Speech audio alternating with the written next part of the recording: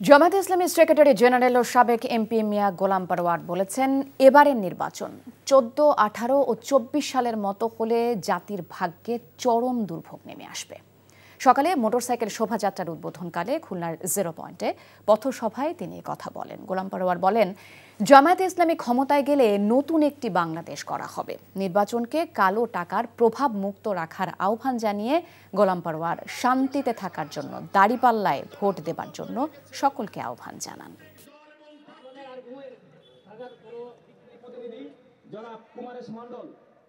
এবারের নির্বাচন যদি 14, 18, 24-এর মতো নির্বাচন হয়, জাতির ভাগ্যে দুর্ভোগ নেমে আসবে। আমরা নির্বাচনী এলাকার ভোটারদের কাছে, জনগণের কাছে মেসেজ দিতে চাই যে আমরা একটি নতুন বাংলাদেশ গড়তে চাই। ভোট কেন্দ্রগুলো পাহারা দেবে